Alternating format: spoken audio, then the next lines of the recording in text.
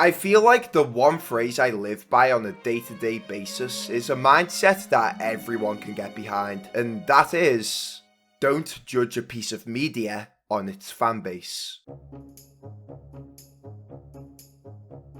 From music to books to even films, your enjoyment or lack thereof shouldn't be hinged on the basis of how pleasant or toxic the community is. And this logic is more prevalent now than ever when it comes to the medium of video games. Okay, be honest with me. How many games have you sworn off playing or even stopped playing altogether just because the community is toxic? I see it everywhere I go nowadays. People don't play FNF because the community is full of pedos. People stopped playing Minecraft because, oh no, the green man who likes to dox people plays it as well. And hell, I've had friends refuse to play Undertale and Deltarune just because the fandom is so big that the game became oversaturated. Same with FNAF. All of these great games literally thrown to the wayside simply because of a fundamental misunderstanding of a fandom's relationship to its corresponding game. Much like separating art from the artist, people need to learn to separate a fandom from its respective media. However, what if I were to tell you that there's one big exception to this rule?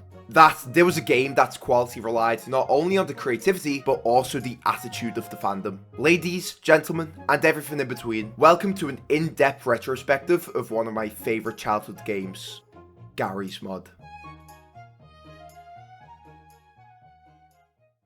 Okay, picture this. It's March 2015 and Five Nights at Freddy's was at the peak of its popularity. 11-year-old Ricknick was desperate for a free roam FNAF game. Hello, Ricknick!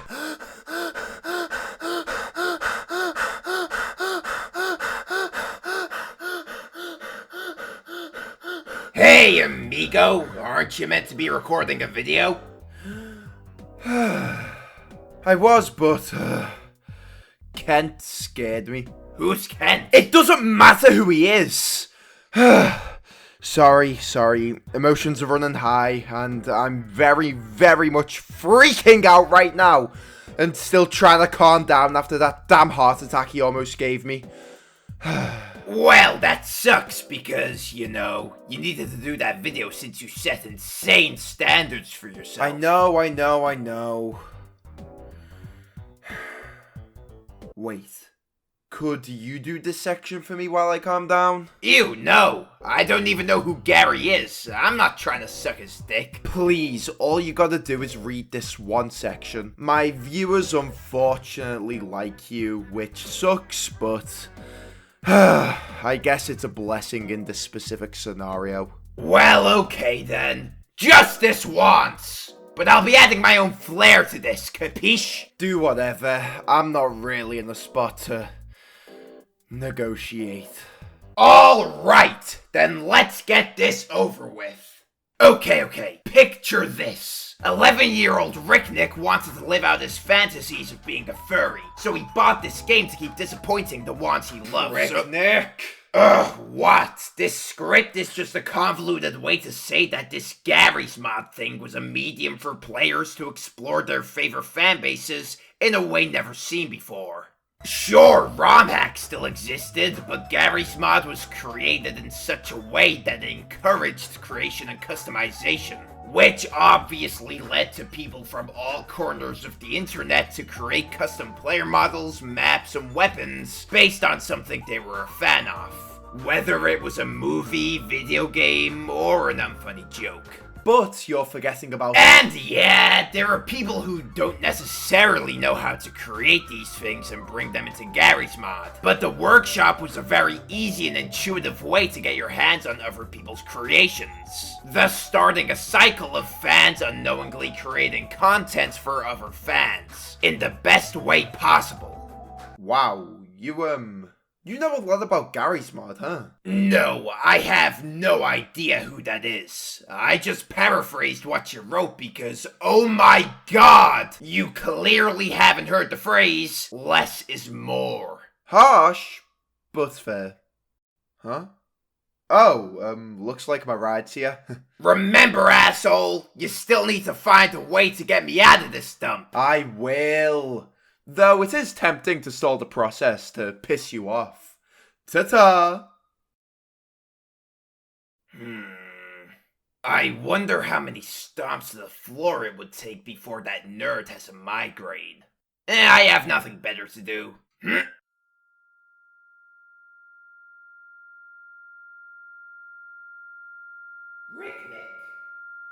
wake up. What the hell is wrong with you? I had to make Pricknick record a section. Who's Pricknick? It doesn't matter who he is. Kent, you gotta find a better way to advertise these potions, because one of these days, you're gonna make my heart jump out of my mouth. Well, Ricknick, the element of surprise is the best way to catch an ape's attention. Yeah, not when you knock them out cold. Touché, my fleshy string bean. Well, in other events, I was reading this hobbit scroll you possess. Oh, cool. What did you think of it?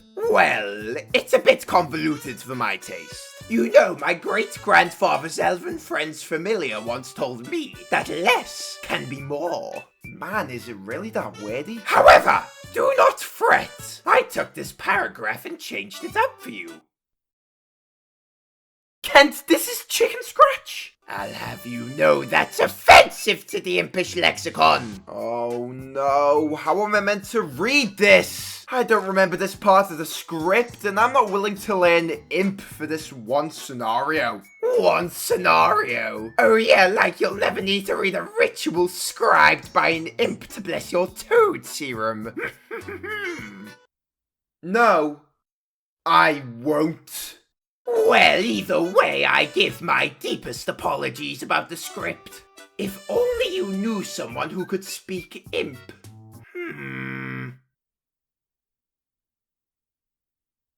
Kent, did you do this so you could be in the video? Please, Ricknick, it's all I've ever wanted. Okay, fine. But you have to start paying rent if you want to be in these. The verbal contract has been agreed upon.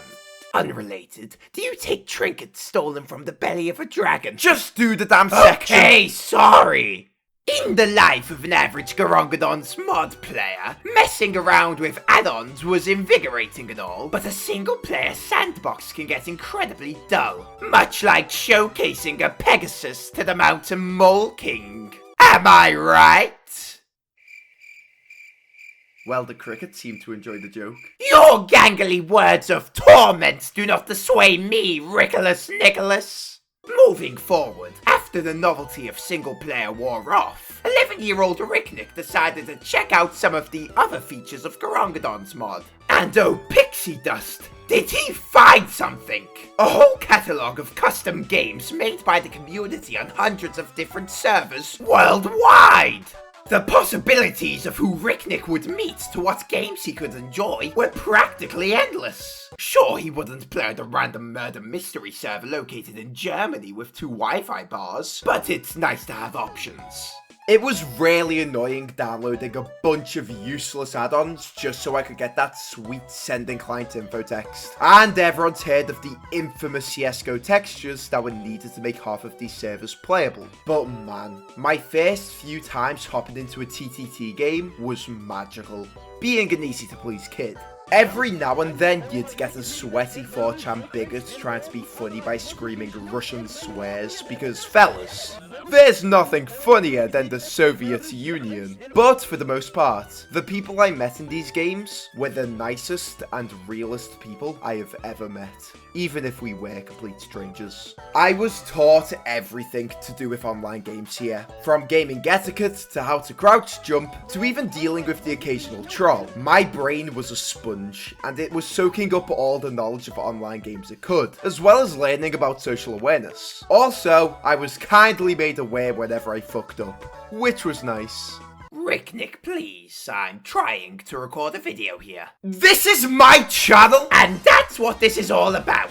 Most people bought this game to experience a brand new way to enjoy fan creations. But at the end of the day, they stayed for the community Garongadon's mod harbored as a whole. Ricknick didn't really play on the Dark RP side of things, so he wouldn't know how cursed or enchanted these wondrous worlds were like. But he knows for a fact that the Garongadon's mod community is what made these repetitive and otherwise monotonous game modes fun.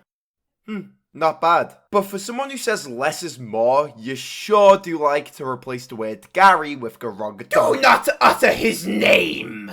I am mastered in the arts of all things ghoulish and ghastly, unlike you. I'm not a virgin loser, so you don't see me going around shouting the phrase. Hey y'all, Scott! Shh, okay, I get your point. You got your potion shit, and I have my internet shit. Yeah, all you have in your possessions is videos, and this Garongadon's mod. I wonder if there was a way to combine the two. Ow! Migraine! Damn it, Pricknick. Gaming videos, SFMs, whatever the hell Sonic Zombie Apocalypse was. Garry's mod for most was just a game and nothing more, but creatives in the community viewed this game as a film set and a tool to make whatever they wanted. Imagine a movie with a cast of any characters you want, set in any place you can imagine. Now, what if I were to tell you that you can make that dream a reality just by downloading a few add-ons and opening up Bandicam? People went nuts when they realized they could do this. Some just got the physics gun and moved around ragdolls, others froze the ragdolls to give their videos a more animatic type feel, and very few went out of their way to fully animate these characters using the models made for GMod. On the other side of video making was people who just pissed around with friends. Sure, the vibe was more laid back, but this type of content was what drew more people to the game, making the player base bigger and better. Some of my fondest memories of Garry's mod was watching Z-Rez, now known as Shootsky, play Garry's mod with his friends, and that specific type of content rekindled my love for animation. If you don't believe me, I still have a really bad cartoon I did for Shootsky still up on the channel. More or less, the video making side of Garry's mod was definitely my favourite way to enjoy the game. There's so many ways to express yourself and your interests via this medium, and it's cool to see how creative people can be. Seriously, what the hell? There was a Sonic Jaws movie? And hey, out of the many content creators in this community, there was only one terrible incident. Go team! Okay, let's not mince words here. Garry's mod is a sandbox at heart. You boot it up and there's no objective, no progression, no obstacles, just you and a bunch of Half-Life 2 assets. It only ever became a game when the community got their hands stuck in the dirt, for lack of a better term. They took this bare-bones game and added their own spices to it. Without these people, Garry's mod is nothing more than a blank canvas. On top of this, all of these new innovative creations are nothing without the player base. Believe me when I say it's not fun to play prop hunt without anyone hunting. This is why you should judge Garry's mod off its fanbase. This game is a love letter from the community to the community itself, and as a result, everyone's enjoyment of this game is what keeps it alive and fresh. Whether you're a guy hopping into your 900th TTT game, or you're just an 11-year-old kid, wanting to see a new way to enjoy a franchise you love dearly. So, what do you think?